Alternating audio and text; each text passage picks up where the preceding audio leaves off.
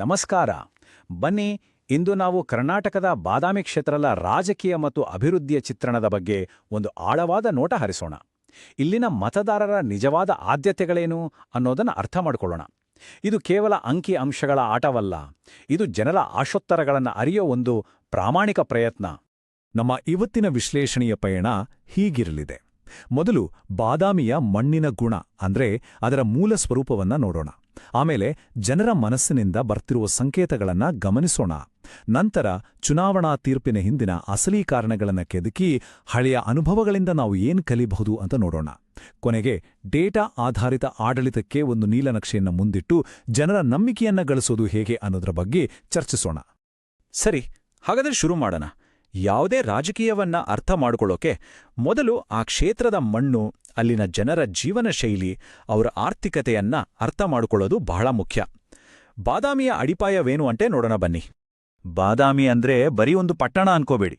ಇದು ಬಾಗಲಕೋಟೆ ಜಿಲ್ಲೆಯಲ್ಲಿದೆ ನಿಜ, ಆದ್ರೆ ಇದರೊಳಗೆ ಸುಮಾರು 150 ಹಳ್ಳಿಗಳಿವೆ.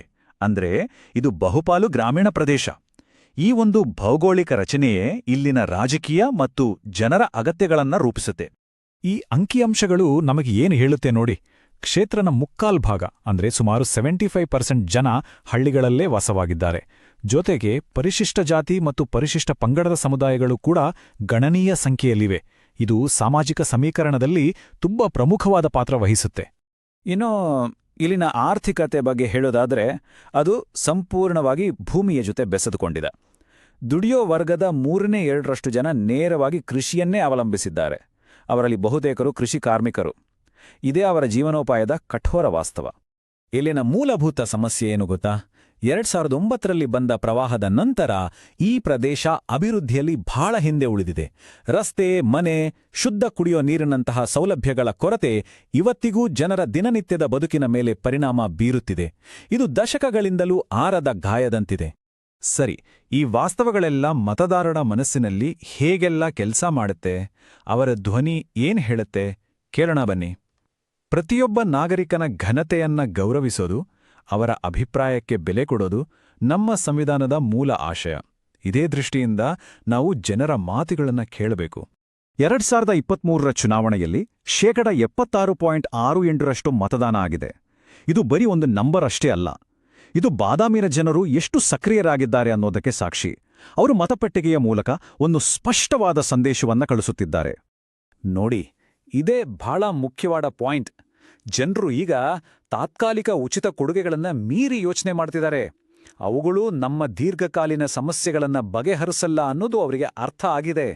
ನಮಗೆ ಬೇಕಿರೋದು ತಾತ್ಕಾಲಿಕ ಯೋಜನೆಗಳಲ್ಲ, ಶಾಶ್ವತ ಉದ್ಯೋಗ ಮತ್ತು ಹೂಡಿಕೆ ಅನ್ನೋ ಮಾತು ಕ್ಷೇತ್ರದಲ್ಲಿ ಜೋರಾಗಿ ಕೇಳಿಬರ್ತಿದೆ. ಹಾಗಾದ್ರೆ ಈ ಬದಲಾದ ಮನಸ್ಥಿತಿಯ ಹಿಂದಿನ ಅಸಲಿ ಕಾರಣ ಏನು? ಯಾಕೆ ಜನರು ಹೀಗೆ ಯೋಚಿಸ್ತಿದ್ದಾರೆ? ಈ ತೀರ್ಪಿನ ಒಳಗೆ ಇಳಿದು ನೋಡೋಣ ಬನ್ನಿ. ವಿಶ್ಲೇಷಣೆ ಮಾಡಿದಾಗ 3 ಮುಖ್ಯ ಕಾರಣಗಳು ಕಾಣಿಸ್ತಾವೆ. ಇವು ಒಂದಕ್ಕೊಂದು ಬೆಸೆದುಕೊಂಡಿವೆ. ಮೊದಲನೆಯದು ಕಲ್ಯಾಣ ಯೋಜನೆಗಳಿಂದ ಆಗಿರೋ ಆಯಾಸ. ಜನರಿಗೆ ತಾತ್ಕಾಲಿಕ ಸಹಾಯಧನದ ಬದಲು ಸುಸ್ಥಿರ ಉದ್ಯೋಗ ಬೇಕಾಗಿದೆ.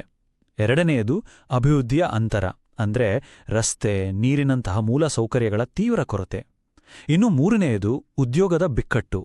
ಸ್ಥಳೀಯವಾಗಿ ಕೈಗಾರಿಕೆಗಳಿಲ್ಲದೆ ಯುವಕರಲ್ಲಿ ನಿರುದ್ಯೋಗ ತಾಂಡವವಾಡುತ್ತಿದೆ. ಇಲ್ಲಿ ನೋಡಿ, ಒಂದು ದೊಡ್ಡ ಕಂದಕವೇ ಕಾಣಿಸುತ್ತೆ. ಜನ ಕೇಳ್ತಿರೋದು ಉದ್ಯೋಗ, ಹೂಡಿಕೆ, ಮೂಲಸೌಕರ್ಯ. ಆದ್ರೆ ರಾಜಕೀಯದ ಗಮನ ಇರೋದು ಜಾತಿ ಲೆಕ್ಕಾಚಾರ ಮತ್ತು ಸಾಂಕೇತಿಕ ಯೋಜನೆಗಳ ಮೇಲೆ. ಈ ಅಂತರವೇ ಜನರ ಅಸಮಾಧಾನಕ್ಕೆ ಮುಖ್ಯ ಕಾರಣ. ಹಾಗಾದ್ರೆ ಈ ಕಂದಕವನ್ನ ಮುಚ್ಚೋದು ಹೇಗೆ? ಮುಂದೆ ದಾರಿ ಯಾವುದು? ಇದಕ್ಕೆ ಉತ್ತರ ಸಿಗಬೇಕಾದ್ರೆ ನಾವಿಂದೆ ಯಶಸ್ವಿಯಾದ ಮಾದರಿಗಳಿಂದ ಪಾಠ ಕಲಿಬೇಕು. ಇದೇ ರೀತಿಯ ಬೇರೆ ಕ್ಷೇತ್ರಗಳಿಂದ ಕಲಿಯೋದು ಬಹಳ ಇದೆ. ಉದಾಹರಣೆಗೆ ಪಕ್ಕದ ಅರಭಾವಿ ಕ್ಷೇತ್ರವನ್ನೇ ನೋಡಿ. ಅಲ್ಲಿ ಯಶಸ್ಸಿಗೆ ಕಾರಣವಾಡಿದ್ದು ಏನು?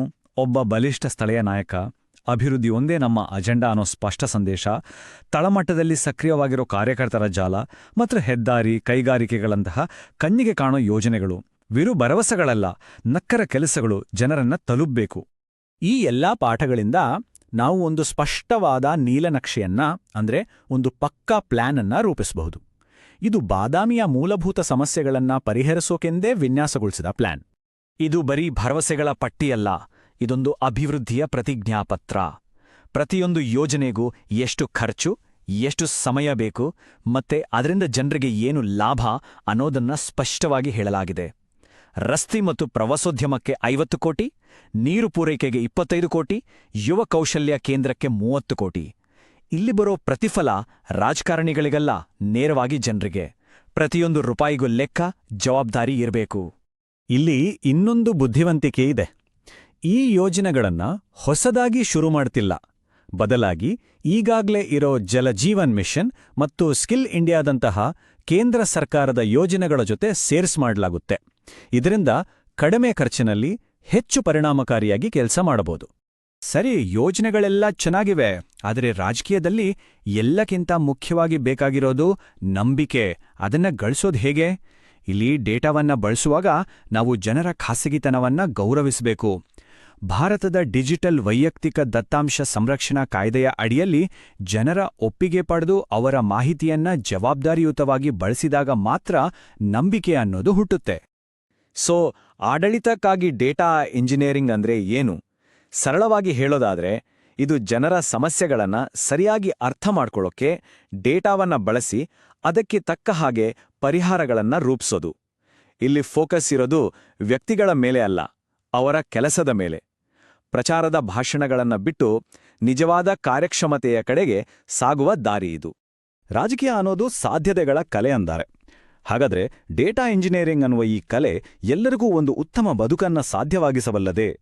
ಈ ಪ್ರಶ್ನೆಯೊಂದಿಗೆ ನಮ್ಮ ವಿಶ್ಲೇಷಣೆ ಮುಗಿಯುತ್ತೆ. ಡೇಟಾ ಮತ್ತು ಕಾರ್ಯಕ್ಷಮತೆಯ ಮೇಲಿನ ಗಮನ ನಾಗರಿಕರು ಮತ್ತು ನಾಯಕರ ನಡುವಿನ ಸಂಬಂಧವನ್ನೇ ಬದಲಿಸಬಲ್ಲದು. ಇದು ಕೇವಲ ಚುನಾವಣೆ ಗೆಲ್ಲುವುದರ ಬಗ್ಗೆ ಅಲ್ಲ, ಜನರ ಜೀವನವನ್ನು ಗೆಲ್ಲುವುದರ ಬಗ್ಗೆ. ನೀವು ಕೂಡ ಜನಕೇಂದ್ರಿತ ನಾಯಕರಾಗಿ ನಿಮ್ಮ ಕ್ಷೇತ್ರವನ್ನು ಉನ್ನತೀಕರಿಸಲು ಬಯಸಿದರೆ blueprintstrategies.ai ಅನ್ನು mgr@blueprintstrategies.ai ಇಮೇಲ್ ಮೂಲಕ ಅಥವಾ 0842041602 ಸಂಖ್ಯೆಗೆ ಕರೆ ಮಾಡಿ ಸಂಪರ್ಕಿಸಿ. ರಾಜಕೀಯವನ್ನು ಮೀರಿದ ಉದ್ದೇಶ.